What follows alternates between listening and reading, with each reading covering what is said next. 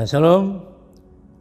Puji Tuhan Bapak Ibu sekalian yang dikasihi Tuhan, pada sore ini kita bertemu kembali lewat Realitas Channel, yaitu temanya yang kita bahas yaitu tiap-tiap orang menurut urutannya, ya, menuju surga atau neraka. Ya. Saya ulangi, tiap-tiap orang menurut urutannya, yaitu menuju surga atau neraka. Ya. Nah, Bapak Ibu sekalian, saya pada saat ini saya menyampaikan kesaksian. Jadi mari sebelumnya kita akan baca firman Tuhan ini dulu. Kita dengar firman Tuhan ini. Itu dalam 1 Korintus pasal 15 ayat 20 sampai 23. Demikian firman Tuhan. Tetapi yang benar ialah bahwa Kristus telah dibangkitkan dari antara orang mati sebagai yang sulung dari orang-orang yang telah meninggal. Sebab sama seperti maut datang karena satu orang manusia, demikian juga kebangkitan orang mati datang karena satu orang manusia. Karena sama seperti semua orang mati dalam persekutuan dengan Adam, demikian pula semua orang akan dihidupkan kembali dalam persekutuan dengan Kristus. Tetapi tiap-tiap orang menurut urutannya. Kristus sebagai buah sulung, sesudah itu mereka yang menjadi miliknya pada waktu kedatangannya. Bapak Ibu sekalian, kita masih dalam suasana Paskah, kematian kebangkitan Kristus. Ya. Nah, kebangkitan Kristus adalah kebangkitan buah sulung. Jadi setelah mati bangkit sebagai buah sulung. Jadi Adam yang kedua. Adam pertama membawa kematian, tetapi Adam kedua yaitu Yesus membawa kehidupan. Ya. Nah, Bapak Ibu sekalian, lihat firman Tuhan ini akan saya memberikan satu kesaksian. Penglihatan pada tahun 1990. Setelah saya mengalami kecelakaan tahun 88, 89, tabrakan maut, tapi saya diselamatkan. Nah, tahun 90 saya mendapat satu penglihatan atau mimpi. Penglihatan ini itu sangat mengerikan Bapak Ibu sekalian. Yaitu pada waktu itu saya diperlihatkan itu orang-orang itu antre menuju ke pembantaian. Itu dari barat ke timur. Itu beriring-iringan. Tua, muda, laki-laki, perempuan, anak kecil itu antre. Termasuk keluarga saya waktu itu. Menuju ke tempat pembantaian. Yaitu tempat pembantaian ada dua algojo yang berdiri kiri kanan, membantai setiap orang yang masuk dibantai. Tak, tak, tak, tak. Dua orang. 1 detik itu 2 orang yang dibantai. Bapak Ibu sekalian, sangat mengerikan penglihatan itu. Jadi kalau 1 detik 2 orang yang dibantai menuju kepada maut, kepada kematian dan neraka. Bayangkan, setelah kalau kita hitung-hitung 1 tahun itu kurang lebih 468 juta orang yang meninggal. Dibantai oleh iblis, oleh algojo itu. Jadi kalau 1 detik, kemudian 1 tahun dihitung itu kurang lebih 468 juta yang meninggal karena dibantai oleh iblis. Nah, waktu itu kami juga antre. Kami di belakang, anak saya Daud yang bungsu ini di paling depan. Kemudian begitu anak saya mulai sampai ke depan itu, kepada dua algojo itu, kita menghadap ke timur gitu. Begitu sampai mau dekat dengan tempat pembantaian dua algojo itu, saya teriak, Daud lari ke timur, keluar dan lari ke timur. Kemudian anak saya Daud ini keluar dari antrean itu, kemudian lari ke timur. Kami ikut lari keluar dan lari ke timur. Dan kami nggak masuk dalam pembantaian. Kalau kami masuk dalam pembantaian itu udah habis. Jadi beriringan, berurutan. Nah ini Bapak, begitu juga dalam kehidupan kita, mulai dari sejak lahir kita, itu kita antri menuju kepada kematian. Saya ulangi, mulai kita sejak dilahirkan oleh ibu kita, itu kita antri menuju kepada kematian. Itu urut-urutannya, baik itu anak kecil, masih muda, atau orang tua, atau lanjut usia, itu urut-urutan. Nggak bisa dihindari itu. Nah, Tuhan kasih pengertian tentang itu ngeri sekali Bapak. Nah kalau kita lihat secara seluruh dunia pada saat ini seperti ini, 1 detik berapa orang meninggal. Dan ini Tuhan tunjukkan, tiap detik 2 orang dibantai.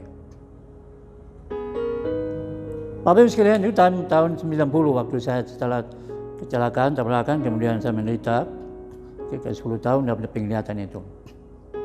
Ya, saya sudah sampaikan pada episode yang lalu waktu diselamatkan dari jurang maut, tabrakan maut. Itu dari episode yang lalu.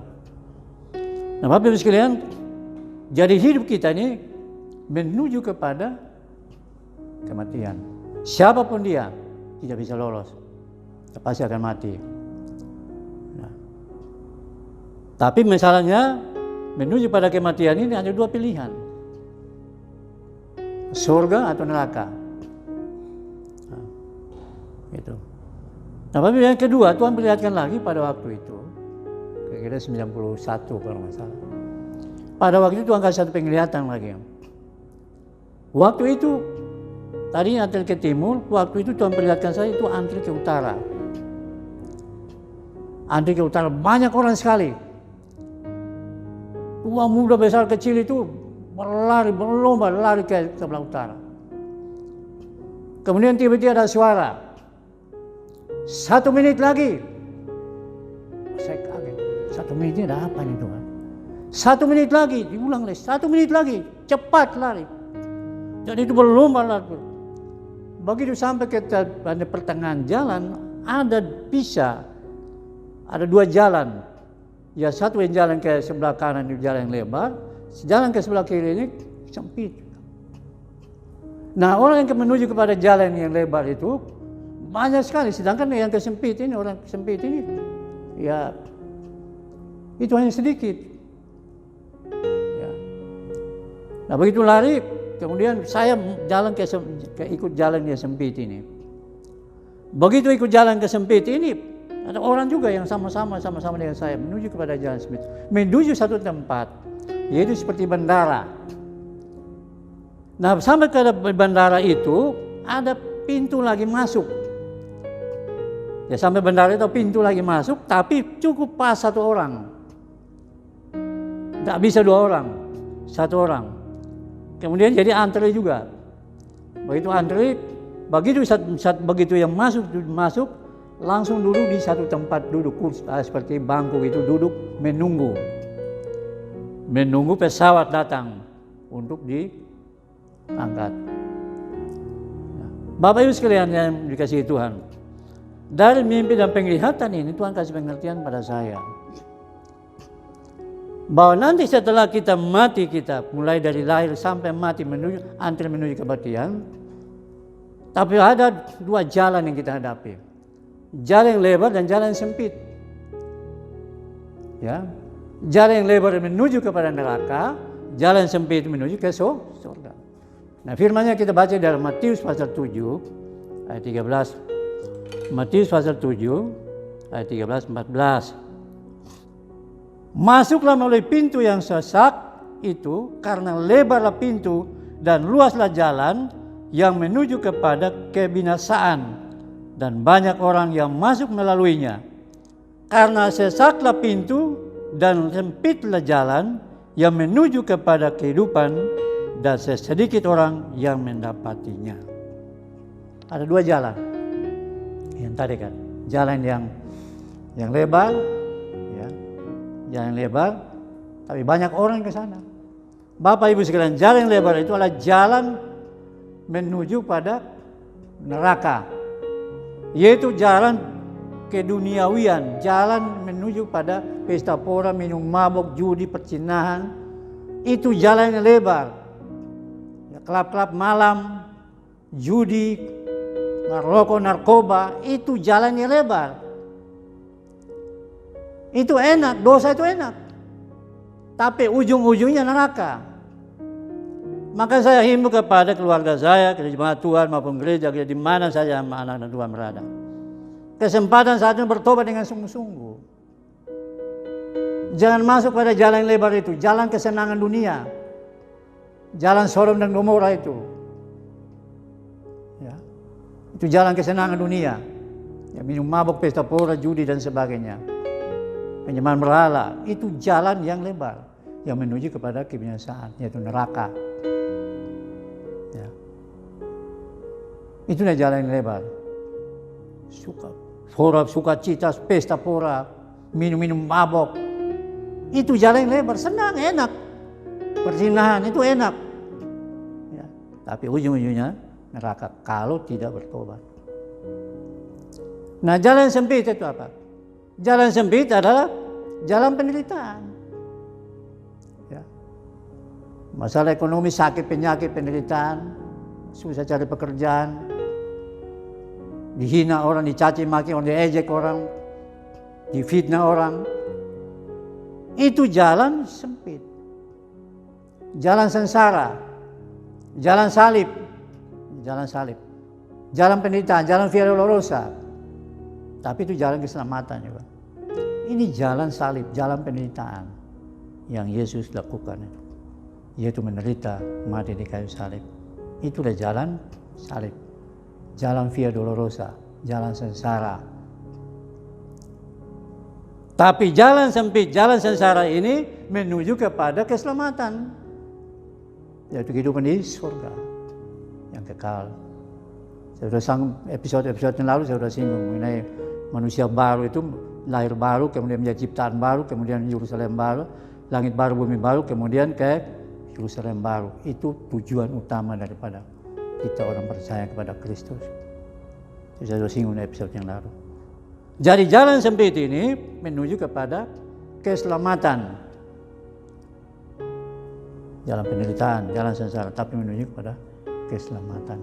Kehidupan kekal di surga. Nah, pintu tadi katakan bagi pintu yang sempit. Tadi pengingatan tadi Tuhan berkatakan setelah dalam tengah perjalanan kita hadapkan dengan dua pilihan, mau jalan lebar atau jalan yang sempit. Nah, waktu itu jalan kepada jalan sempit dan itu tidak terlalu banyak yang ikut. Nah, sampai di lapangan terbang itu bandara itu antara pintu sempit. Nah, pintu sempit ini satu-satu antara itu. Nah, ini Bapak Ibu Tuhan kasih gambaran begini. Bandara itu merupakan ya kerjaan surga ya, di bumi ini. Jadi kita masuk kepada pintu yang sempit itu, kita antri di situ, nunggu di tempat duduk itu, menunggu pesawat. Artinya apa? Kita sekarang antri menuju pada keselamatan, menuju kematian, tapi kematian itu juga awal daripada kehidupan. Nah, kita antri ini. Jadi kita antri semua di situ menunggu pesawat datang. Apa maksudnya pesawat? Pesawat Allah. Ya. Kalau ada firman Tuhan akan naiklah pesawat Allah. Firman Tuhan ada pesawat Allah. Kalau ada lagunya itu, firman Tuhan ada pesawat Allah. Tapi ini juga menggambarkan bahwa kita akan menunggu kedatangan Tuhan pada kali yang kedua tadi seperti ayat yang tadi itu, ya. Ayat yang dalam apa? Di dalam 1 Korintus 15 ayat 20 sampai 23 itu. Itu menyangkut kedatangan Tuhan. Jadi kita masing-masing antre menuju kematian, tapi juga kita menuju pada awal kehidupan, yaitu kita menunggu kedatangan Tuhan pada kali yang kedua untuk menjemput kita. Nah, jadi selama kita masih hidup ini, kita harus akrab dengan Tuhan dalam doa pujian penyembahan, merenungkan firman Allah. Itulah saya katakan persiapan untuk menyiapkan kedatangan Tuhan untuk menjemput orang percaya, saudara dan saya. Untuk bisa sehingga kita berjaga-jaga. Itu. Jadi mana di penglihatan itu, Tuhan kasih singkapan itu pada hambanya, waktu itu masih dalam penderitaan karena waktu harus tabrakan, tapi Tuhan singkapan rahasia ini, baru saya angkat ini. Ya. Jadi Bapak Ibu sekalian, jadi kita sekarang ini antri menuju kematian, dan menuju pada api neraka, tapi juga kita yang di dalam Tuhan, kita juga antri, tapi menuju kepada kehidupan kekal di surga. Nah itu untuk itu Bapak Ibu sekalian, kalau kita lihat kedatangan Tuhan itu kita lihat di dalam menanti kedatangan Tuhan. Tadi kita menunggu di bandara itu menanti kedatangan Tuhan itu. Kemarin menanti dalam 1 Tesalonika 4 ayat yang itu saya sudah sampaikan pada waktu itu, tapi saya sampaikan lagi 1 Tesalonika 4 13 sampai 18 ya. 1 Tesalonika 4 ayat 13 sampai 18. Kedatangan Tuhan.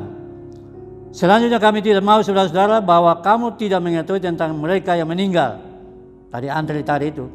Supaya kamu jangan berduka cita seperti orang-orang lain yang tidak mempunyai pengharapan. Karena jikalau kita percaya bahwa Yesus telah mati dan telah bangkit, Yesus adalah buah sulung dari kematian kebangkitan, maka kita percaya juga bahwa mereka yang telah meninggal dalam Yesus akan dikumpulkan Allah bersama-sama dengan Dia. Ya, tadi saya katakan kumpulkan di bandara itu siap untuk diangkat itu. Ini kami katakan kepadamu dengan firman Tuhan, kita yang hidup, yang masih tinggal sampai kedatangan Tuhan, sekali-kali tidak akan mendahului mereka yang telah meninggal. Antri juga. Sebab pada waktu tanda diberi, yaitu pada waktu penghulu malaikat berseru dan sangkakala berbunyi, maka Tuhan sendiri akan turun dari surga dan mereka yang mati dalam Kristus akan lebih dahulu bangkit. Kita dijemput, diangkat seperti pesawat itu. Sesudah itu kita yang masih hidup, yang masih tinggal akan diangkat bersama-sama dengan mereka dalam awan menyongsong Tuhan di angkasa. Demikian kita akan bersama-sama dan selama-lamanya bersama-sama dengan Dia. Ada lagunya juga. Ada pertemuan di udara. Gitu. Kemudian juga kalau kita Yesus datang misalnya, saya ingin katakan, kalau Yesus datang kita sudah mati, ya, menurut urutan kita sudah mati, tetapi ketika Yesus datang pada kali yang kedua, kita akan dibangkitkan. Kalau kita masih hidup, kita diubah dan siap mata, kemudian kita juga diangkat. Reuni di angkasa. Angkasa berbicara tentang atmosfer surga, di mana Yesus, episode lalu sudah katakan, di situ kita menghadap kursi pengadilan Kristus. 2 Korintus 5 ayat 10. Ya. Sesungguhnya aku mengatakan kepadamu suatu rahasia kebangkitan. Kita tidak akan mati semuanya, tetapi kita semuanya akan diubah dalam sekejap mata. Maka pada bunyi nafiri yang terakhir, sebab nafiri akan berbunyi dan orang-orang yang mati akan dibangkitkan dalam keadaan yang tidak dapat binasa, dan kita semua akan diubah. Ya. Karena yang dapat binasa ini harus mengenakan yang tidak dapat binasa, dan dapat mati ini harus mengenakan yang tidak dapat mati. Itu berkat bagi orang yang mati di dalam Kristus, yang milih jalan sempit, bukan jalan yang lebar. Jalan sempit artinya orang sudah percaya, mengenal Yesus, sudah percaya Yesus, mencari Yesus, kemudian dibaptis lahir baru, menjadi ciptaan baru. Ini yang berhak maju ke dan masuk dalam kerajaan surga, yang masuk melalui jalan yang sempit. Sedangkan yang masuk dalam jalan sempit yang lebar itu menuju kepada kebinasaan. Apa jalan yang lebar itu? Nah, kita lihat di dalam yang tidak akan masuk surga. Galatia 5, 19-21. Perbuatan daging telah nyata, yaitu percabulan, kecemaran, hawa nafsu, penyembahan berhala, sihir, perseteruan, perselisihan, iri hati, amarah, kepentingan diri sendiri, percideraan, roh pemecah, kedengkian, kemabukan, pesta pora, dan sebagainya. Terhadap semuanya itu kuperingatkan kamu seperti yang telah kubuat dahulu, bahwa barang siapa yang melakukan hal-hal yang demikian tidak akan mendapat bagian dalam kerajaan Allah. Rasul Paulus mengatakan, dulu aku melakukan seperti itu. Tetapi ketika Rasul Paulus ditangkap oleh Tuhan, dia bertobat, dan dia diselamatkan. Dia menjadi berkat bagi kita semua. 13 surat yang ditulis di dalam Alkitab. Maka saya sering katakan, kunci untuk masuk surga adalah bertobat. Dibaptis lahir baru. Kunci masuk surga adalah bertobat, jalan menuju surga adalah lahir baru. Itu roh kita lahir kembali. Ya. Nah, itu apa? Jadi kita ini hidup, dalam hidup ini dari sejak kita lahir sampai kepada kematian, ini adalah antrian. Ya. Menuju kepada kematian. Yaitu mati di luar Tuhan, yaitu dibantai itu oleh iblis, oleh dua algojo itu. Nah, kalau yang mati dalam Kristus, dia nggak menuju situ, tapi dia keluar dari barisan itu. Nah, sekarang saya mau tanya pada kita mau ikut barisan setan yang menuju kepada kematian, neraka, atau kita mengikuti antrian ke surga pada waktu kita masuk ke dalam surga. Nah, itu Bapak Ibu sekalian dengan kasih dalam Tuhan, saya sampaikan ini. Saya tidak memperpanjang kesaksian ini, tapi biarlah kesaksian ini menjadi untuk hormat yang menjadi berkat bagi banyak orang, keluarga saya, jemaat Tuhan, gereja-gereja bagi bangsa ini, bahkan bagi bangsa-bangsa yang menonton YouTube ini. Ya. Tapi terlebih untuk hormat dan kemuliaan nama Tuhan. Dan saya ingin katakan pada episode-episode yang lalu, Yesus adalah Allah yang benar dan hidup kekal. 1 Yohanes 5:20. Yesus juru selamat dunia, 1 Yohanes 4:14. Yesus Tuhan atas semua orang, bangsa apapun yang takut akan Tuhan. Ya, sebagai dia Tuhan atas semua orang, bukan Tuhan orang Kristen aja. Tapi dia ada Tuhan atas semua orang. Dia Allah benar dan hidup kekal. Dia turun ke dalam dunia, inkarnasi menjadi manusia, manusia Kristus yang tidak berdosa. Ya, Yohanes pasal 1:4 dan 14. 1 Timotius 2:5. Manusia yang tidak berdosa, tapi dia mati karena dosa kita. Dia menyelesaikan karya penyelamatan, yang lahir, menderita, mati di kayu salib, dikuburkan, tapi hari ketiga bangkit antara orang mati. Dia naik ke surga. Dan sekarang di surga tidak lama lagi akan datang kembali untuk menjemput saudara dan saya, untuk bawa ke surga rumah Bapa. Dan artinya kerjaan 1000 tahun, dan juga dalam Yerusalem baru, kekal selama-lamanya. Nah, di episode berikutnya akan saya kupas tentang apa itu 1000 tahun, apa itu kerjaan langit baru, bumi baru, apa itu Yerusalem baru. Kita akan menuju ke sana. Saya harapkan yang mengikuti realitas channel ini, saya bicara tentang kebenaran firman Allah. Realitas tentang kebenaran. Ya. Sesuai dengan firman Tuhan.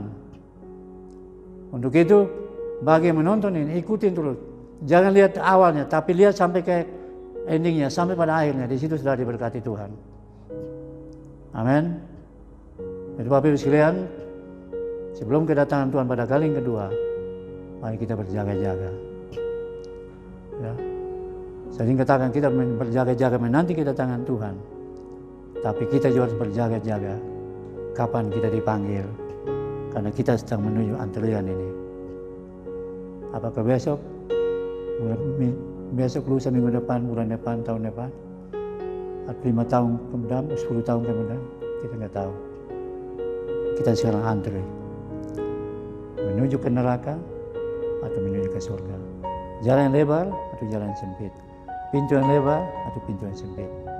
Pintu keselamatan atau pintu neraka. Yesus katakan, aku adalah jalan, kebenaran, dan hidup. Dia adalah jalan menuju surga. Itu sekalian, Bapak Ibu sekalian, biar firman menjadi berkat bagi kita semua. Dan saya juga menyadari bahwa saya punya kelemahan, kekurangan.